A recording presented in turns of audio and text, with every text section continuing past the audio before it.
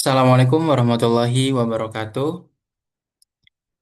Izinkan saya untuk mempresentasikan hasil dari buah pikir saya tentang bisnis plan mengenai BFS yaitu Bonang Finance Syariah, yang mana platform kita itu bergerak dalam bidang keuangan, tepatnya pada bidang pegadaian syariah berbasis digital dan teknologi. Baik, untuk memulai, mari kita kenali lebih dalam apa platform kita ini. eh, yang mana kita menawarkan solusi pembiayaan yang berbasis syariah dengan akad rohan dan ijaroh, yang mana kita peruntukkan bagi individu atau UMKM yang mana membutuhkan dana yang cepat tanpa adanya riba. Sehingga BFS ini bergerak pada bidang pengadaan dana yang dibutuhkan oleh individu atau masyarakat Muslim tanpa adanya unsur riba. Ada 5 poin yang penting. Yang pertama, bahwa platform digital ini berbasis syariah atau akad yang kita gunakan, ada akad rohan dan akad ijaroh, yang itu sudah sesuai dengan fatwa DSN MUI tentang pembiayaan pegadaian. Yang kedua, layanan digital kita atau layanan platform kita ini eh, dapat diperuntukkan untuk barang-barang seperti emas, barang elektronik, ataupun kendaraan. Yang ketiga, target utama kita atau pasar market kita adalah milenial Muslim, bisa juga urban dan juga UMKM. Poin yang keempat, bahwa platform ini adalah platform pegadaian yang berbasis syariah, artinya dia bebas dari riba, transaksi juga transparan, dan yang pasti praktis karena didukung oleh digital. Yang kelima, bahwa platform kita ini harus melayani dengan layanan yang cepat, terpercaya, dan ramah. Setelah mengetahui gambaran dasar dari platform ini, kita masuk kepada tujuan utama dari bisnis ini, yang mana ini menjadi dasar atau arah dari pengembangan dan strategi kami. Ada 5 poin tujuan yang eh, kami siapkan.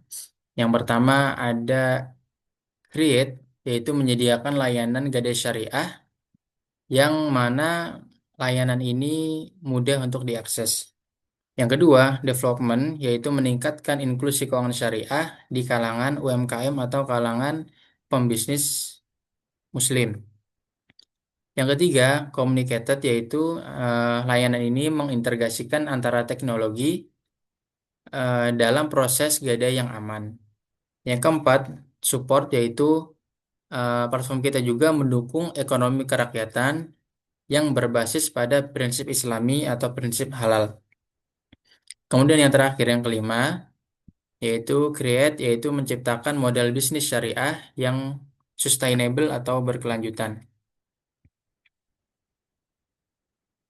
Sehingga teman-teman investor melihat potensi dan tantangan tadi, kami menyusun beberapa strategi pemasaran yang terarah untuk menjangkau target pasar secara efektif. Ada 4 poin yang ingin saya sampaikan. Yang pertama, location, bahwa lokasi kita online base yaitu di pusat kota-kota besar seperti Jakarta, Bekasi, ataupun Surabaya. Yang kedua, ada harga atau price, yaitu kita menggunakan biaya ijaroh sekitar 10.000 sampai 30.000 per bulan. Kemudian promotion, untuk promosi pemasaran kita bisa akses melalui IG, TikTok, YouTube, dan influencer Muslim. Atau juga bisa kita lakukan program referral atau cashback halal, ataupun secara kajian, yaitu membuat event-event Islami seperti ngaji keuangan syariah. Yang keempat, distribution, distribusi kita menggunakan aplikasi mobile, bisa juga dengan website, kurir pick up, dan gudang terstandarisasi.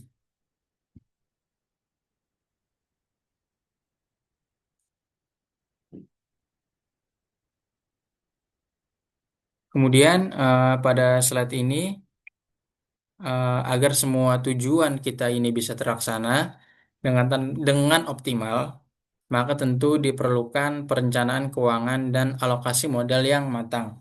Jadi teman-teman investor bisa lihat di slide ini struktur modal awal kita, yaitu rencana investasi awal BFS ini sebesar 5 miliar, yang mana ini akan digunakan untuk pengembangan aplikasi, operasional, dana talangan pegadaian, dan pemasaran. Adapun rinciannya kita rinci menjadi 7 bagian. Yang pertama yaitu pengembangan aplikasi dan web, itu sebesar 16%. Kemudian ada gaji tim 12 bulan awal atau 1 tahun, itu sebesar 30%. Kemudian dana talangan gadai, itu 30%. Ada juga marketing dan akuisisi pengguna, itu 8%. Infrastruktur digital 8%, legalitas dan izin 6%, serta cadangan kas sebesar 2%.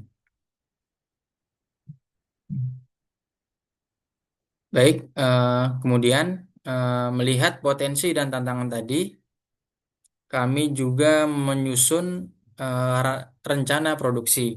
Tentunya semua strategi ini harus didukung oleh sistem dan layanan atau produksi yang kuat dan terintegritas.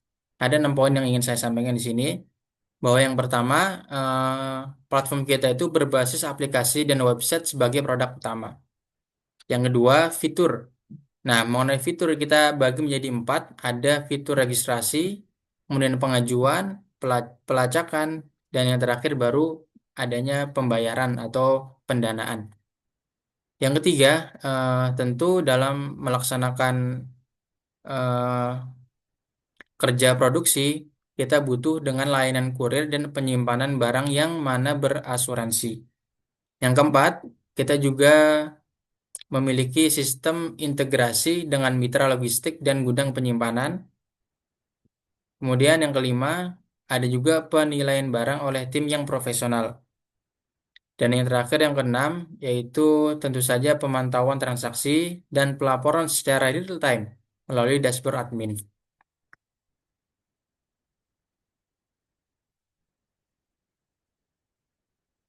Sehingga dengan dasar pemodelan tersebut, kami juga menganalisis kekuatan dan kelemahan internal serta peluang dan tantangan eksternal melalui analisis SWOT atau pendekatan SWOT. Yang pertama yaitu strength atau kekuatan. Kita di sini punya 3 kekuatan. Yang pertama bahwa platform ini berbasis digital, efisien, dan cepat. Yang kedua, bahwa saingan pegadaian di luar sana itu sangat tinggi sehingga kita butuh satu pembeda di antara pegadaian yang lain. Maka dari itu, kita adalah platform pegadaian yang berbasis syariah. Artinya bahwa platform ini bebas dari riba dan sesuai dengan prinsip-prinsip syariah yang mana dituangkan dalam fatwa DSN MUI. Kemudian yang ketiga, eh, kekuatan dari kurir pick up barang yang mana kita gunakan sebagai layanan unggulan kita. Yang kedua ada weaknesses, yaitu kelemahan. Yang pertama, literasi syariah ini masih menjadi kendala atau literasi syariah di masyarakat itu masih cukup rendah, sehingga ini menjadi tantangan ke depan untuk kita untuk memberikan literasi kepada masyarakat. Yang kedua, potensi manipulasi saat penilaian barang. Ini juga menjadi PR untuk platform kita agar lebih profesional ketika menilai suatu barang untuk kemudian kita adakan pendanaan. Yang ketiga yaitu peluang atau opportunities. Yang pertama bahwa pasar UMKM, pasar kita atau target kita yaitu UMKM dan milenial Muslim yang besar. Kemudian yang kedua, ada juga tren hijrah dan kesadaran keuangan halal yang mana eh, makin hari itu makin meningkat. Kemudian analisis yang terakhir yaitu trade, yaitu bahwa yang pertama perubahan regulasi OJK atau DSN. Yang kedua, ada juga kompetitor besar kita seperti ada Pegadaian yang non syariah dan juga ada juga BMT, yaitu Baitul Mal wa Ta'mil.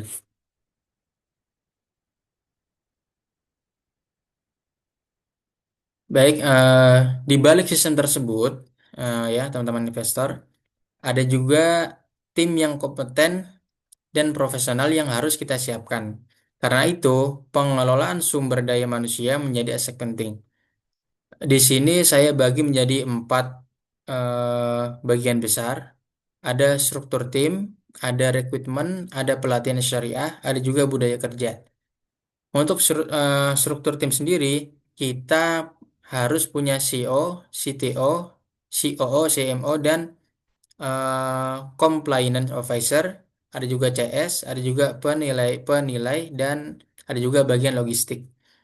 Yang kedua, kita juga harus mengrekrutmen dari kampus dan platform digital. Yang ketiga, kita juga akan mengadakan pelatihan syariah dan teknologi secara rutin.